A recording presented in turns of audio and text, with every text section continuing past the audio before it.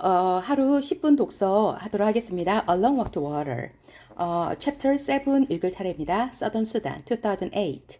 Naya sat on the floor. She reached out and took her little sister's hand. Akir did not seem to notice. She lay curled on her side, hardly moving, silent except for an occasional whimper.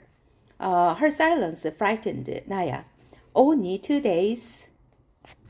Only 2 days earlier, Akir had complained noisily, and at length about the pains in her stomach. Naya had been annoyed by all the whining. Now she felt gully, but she could see that her sister no longer had enough strength to complain. Naya knew many people who suffered from the same illness. First, cramps and stomachaches, then diarrhea, sometimes fever too. Most of the adult and older children who fell ill recovered at least enough to work again, although they might continue to suffer off and on for years. For the early and for small children, the illness could be dangerous. Unable to hold anything in their systems, many of them starved to death, even with food right in front of them. Naya's uncle, the chief of their villages, knew of a medical clinic a few days' walk away. He told Naya's family that if they could take Akir there, doctors would give her medicine to help her get better. But a trip like that would be very difficult for Akir. Should they stay at the camp and let her rest so she might heal on her own? Or should they begin the long hard work and hope they reached help in time? Southern Sudan, 1985. The walking began again. Salva shook with terror inside and out. He clung to Uncle like a baby or a little boy, hanging on to his hand or shirt tail when he could, never letting Uncle get farther than an arm's length away. He looked around constantly. Every movement in the grass was a long stalking. Lion stalking, every stillness, lion waiting to spring. Mariel was gone, vanished into the night. He would never have wandered away from the group on his own. His disappearance could mean only one thing, lion. A lion had been hungry enough to reach the grump as they slept.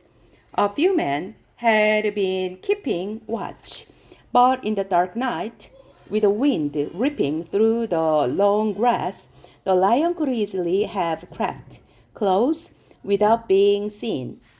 He had sought out prey that was small and motionless, Mariel sleeping, and it had taken him away, leaving only a few splotches of blood near the path.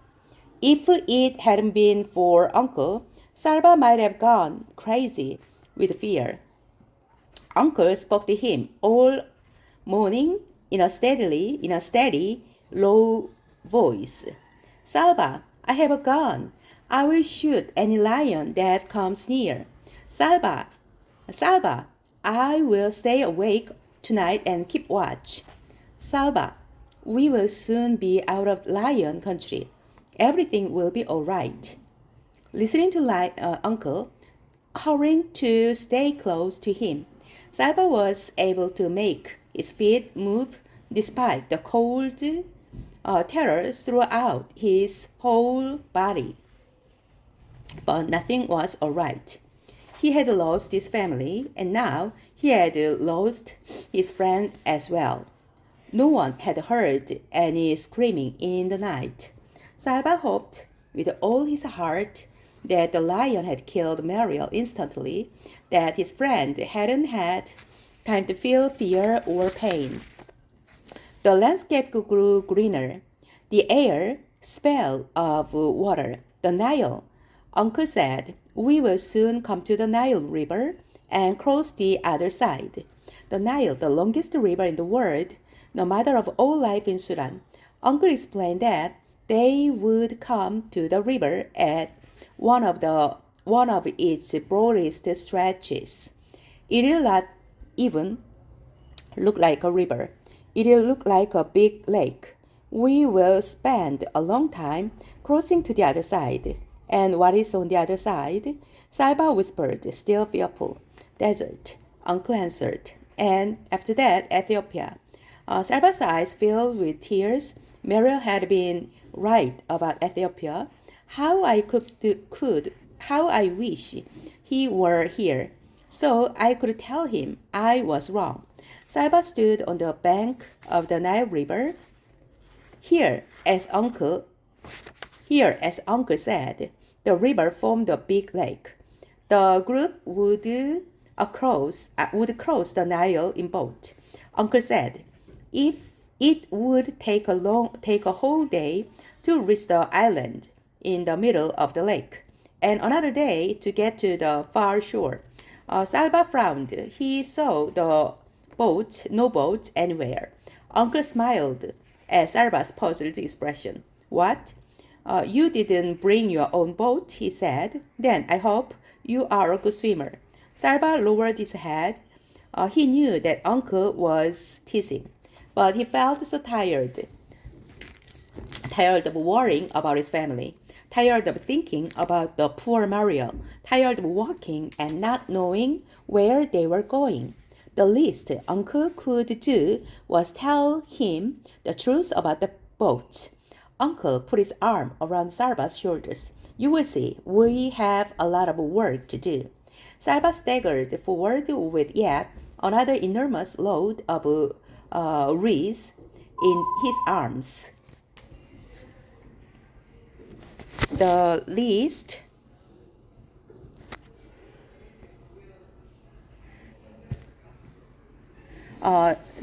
Uncle could do was tell him the truth about the boss.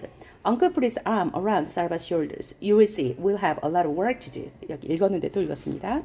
Salva staggers forward with another enormous load of reeds in his arms.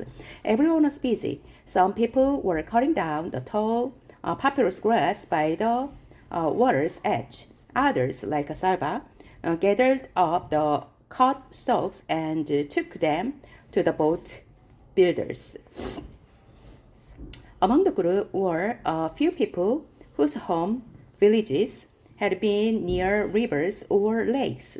They knew how to tie the reeds together and weave them cleverly to form swallow canoes. Everyone worked quickly, although there was no way of knowing whether they had to hurry or not. No way of knowing how near the war was. The fighting could be miles away, or a plane carrying bombs could fly overhead at any moment. It was hard work, running back and forth between those cutting and those weaving. That Salva found that the work was helping him feel a little better. He was too busy to worry much. Doing something, even carrying big awkward piles of slippery reeds, was better than doing nothing. Every time Salva delivered a load of reeds, he would pause for a few moments to admire the skills of the boat builders. The long reeds were laid out in neat bunches. Each end of bunch would be tied together tightly. Then the bunch of reeds was pulled apart in the middle to form a hollow, and two sides were tied all along their lengths to make a basic boat shape. More layers of reeds were added and tied to make the bottom of a boat. Salva watched, fascinated, as little by little the curve of pro and low sides grew from the piles of reeds. It took 2 full days for the group to build enough canoes. Each canoe was tested. A few did not float well and had to be fixed. Then more reeds were tied together to form paddles. At last, everything was ready. Salva got into a canoe between Uncle and another man. He gripped sides of the boat tightly as it floated out onto the Nile.